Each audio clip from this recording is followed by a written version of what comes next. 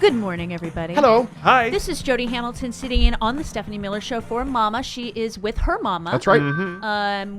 We have left her alone.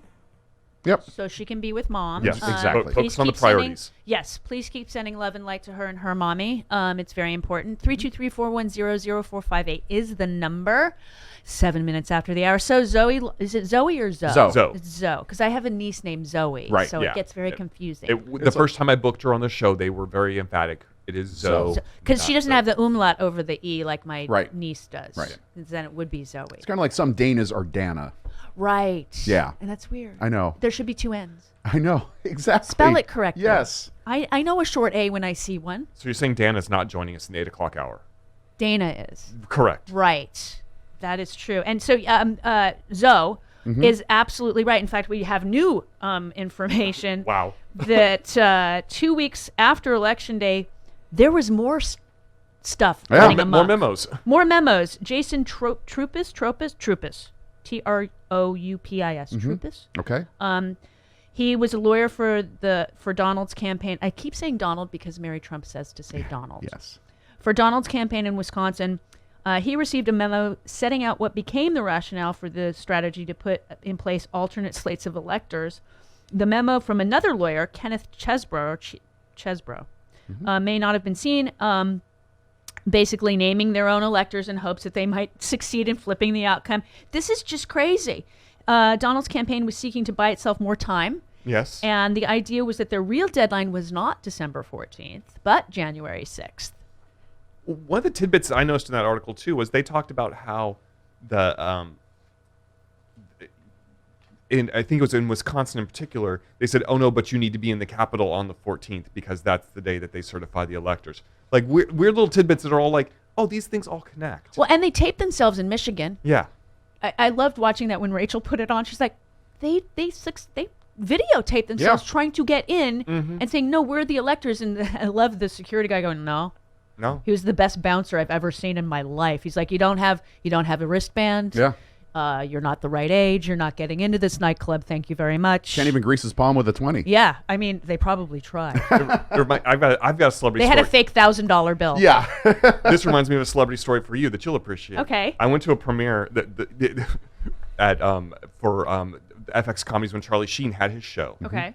And he walked through the crowd, and there's this entourage of young women following him. Sure. And he got to his VIP area, and the women you tried to get stopped? it. And the bouncer was like, they're like, we're with Charlie. And they're like, he's like, no, Charlie's over there. You're here.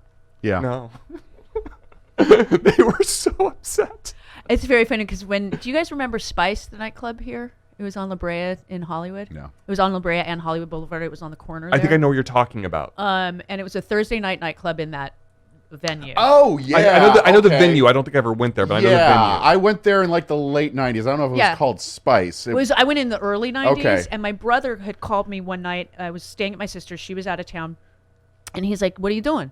And it was like 10 o'clock on a Thursday. I said, well, I'm finishing watching Twin Peaks because it was Thursday. Yeah. And it was 1991. And that's what you do. That's what you And did that's in what you 19 did You in watch 1991. Twin Peaks and go to a club. And Yeah. you go, and he says, come meet me down at Spice. And I said, dude, I got $3 on me. Don't worry about it. I got you on the list. I'm with Christian Slater. And I'm like, okay. He goes, Sam Kinnison's playing. You got to come down. I'm like, okay. So, I Wow. put on my clothes, and luckily parking was still free around then. Yeah. They hadn't figured out to be evil and charge you. Right. And so I get to the door, and this guy, Donnie, who I became friends with eventually, rest his soul, he's like, hi, how can I help you? And I said, Joe Hamilton said he put me on the list. He goes, oh, who are you? I said, his sister. Oh, come on in. Oh. And then next thing I know, I'm in the VIP room. I'm like, how did this happen, Oh, right? you're in the champagne room. Exactly. Yeah. So segue, a few weeks later, Joey leaves to go shoot Young Guns 2 with Christian. So they're on, so my sister and I started going with my brother. Okay. So he comes back from on location. Actually, he's with Rob Lowe doing something else. So he's on location, comes back 7 weeks later. All of a sudden, he uses our names to get in. Oh, Oh. no. Like, what happened here? Yeah. I'm Jody's brother. Yeah, exactly. Oh, yeah, Joey, we kind of remember you. Come on in. It's Wow. nice of you to acknowledge him. I literally remember changing clothes from a flight from Denver because Carrie's like, I'm picking you up at the airport and we're going straight to Spice. I'm like, but That's how you used to do it back so in the day. literally got in the bathroom on the plane, I've done that. changed into, Yeah. heels, Yeah. put makeup on, did the hair, sat back down and took off. Yep. bags in the trunk of the car and to the nightclub. Yep. Yep. You know, it was like, what time is it? It's 10 o'clock. Are you ready yet? Nah, I haven't showered. You know, leave the house at 11. Yeah, no. Like to think about that now. Oh, no. The idea of leaving the house At 11? after 9. Leaving the house. Just leaving Leaving the house. Yeah. It's like, if you can't get me out before 8 o'clock, I'm not going. I know. I mean, last night when we met my friends for dinner, we were meeting at their house at 4, so I figured we were going to eat around 5 and I'd be home around 7:30, 8. Well, we went to the house, beautiful new house that they have, their dog that jumps about as high as I am, and he's 6 years old. He's adorable. And like, 6 o'clock dinner reservations. And I'm like, what? And so we drove to a restaurant and had dinner, and we're very chatty people. Yeah. And so it's like Lonnie finally looks at his watch. He goes, honey, it's 8:30. We got to go. And I'm like, oh, yeah, I have to be up at 3. Oh. And with my printer screwing up Right, yesterday, right. that was fun. Ah. I did read everything. Yeah. But I need this. Yeah, It's So you're well read this morning. this gallimaufry of paperwork I need. That was a and- good word. Wow. Thank you, Paula Poundstone.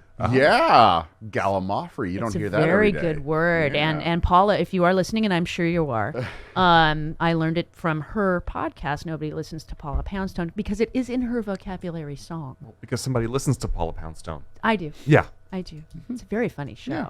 It's very, very funny. So yes, Zoe Lofgren is absolutely right. She also talked about, is it Jeffrey Clark? Yes.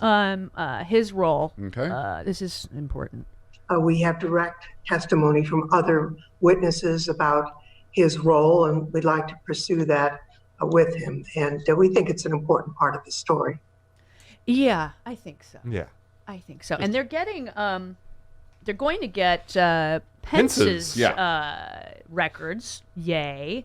And it's interesting that Trump tried to stop it, but he has no right to stop vice presidential records Yeah. because Well, that's I think they're asking for his permission, or they're saying we're going to release these unless you get a court order to stop saying it, no. which But he won't. considering what we've already seen with Biden not exercising executive privilege over his documents, and this is, if the court turned that down, there's no way the court's going to uphold this. I'd be curious to see if Trump tries to file a case just to stall. Right. I mean, the records are communications concerning the vice president's responsibilities as the president of the Senate, not as the vice president, Right. which is a different job. And Zoe went on to say this about Pence. Well, obviously, he was a key figure on that day.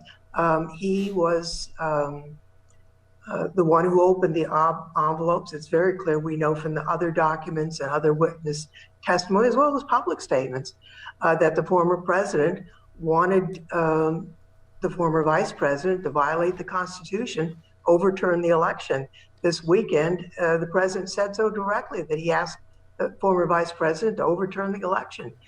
Mr. Pence did not do that. And certainly we'd like to know more about the interactions and the pressure that he was under. Yeah. Wow. I mean, and what the White House is basically saying, the records qualify as vice presidential records under the Presidential Records Act, but they are not subject to claims of presidential communications privilege, because it's not that. Right. And again, it's about breaking the law. Yes. So Breaking there's the that. law, breaking the law. There is no privilege when one is criming. Breaking the law. When one is criming, one has no privilege. Breaking the law. But breaking apparently you the can be law. on the Masked. But you can apparently be on the Masked Singer. Oh, we'll get into that. How about them apples? How about them apples? And Fox, really? Really, Fox. Really? Palin was bad enough. Yeah, she was on the, yeah. Wasn't she a But you know bear what? or something? What they did worked, because y'all are talking about it. I'm not going to watch it. No, I never actually watched it. I never watched Yeah, it. but you're promoting it. Well, You do I remember like that- what two of the people did yesterday or whenever the they taped it. judges, yeah. Kim Jong and Robin Thicke. Robin walked Robin off. Thicke. Yeah. Robin Thicke, who sings about rape. And I also feel like we should. You remember, like, since we brought up Palin, you remember when she got kicked off? What night that was? I don't. That was the night that Trump did that horrific live address from the Oval Office at the beginning of the pandemic. Oh. That really surreal one that was like he was mumbling and crazy. kinda remember It was that, that yeah. crazy address. So people who were watching Fox that night literally saw Sarah Palin take off a bear costume, Right. sing "I Like Big Butts," and then it goes to Donald Trump. Like those people were living in an alternate world that is the most 2020 thing that I think could ever happen. I still can't believe she's saying I like big butts. Yes, I we mean- have that somewhere. Lord. Well, that song is less word salady than anything she's ever said. True. And makes more sense than anything she's ever said. Yeah. True. Because what I love about her is she says words that individually make sense, but when she puts them together, There's no syntax. and you can't diagram her sentences. No. Not at all. They're It's very also weird that she liked wearing a mask then, but won't wear one now. different mouths. I mean, I like the concept of the Masked Singer, Yeah. because they usually have really good singers there, and those are the ones that win because duh. I like the concept of it, but when they're hiring certain people to For do publicity. that, that's just Yeah. hire me. Yeah. I'm a relative of the rich and famous. And you have a lovely singing voice. We have heard You your have an sing. IMDb page. I do.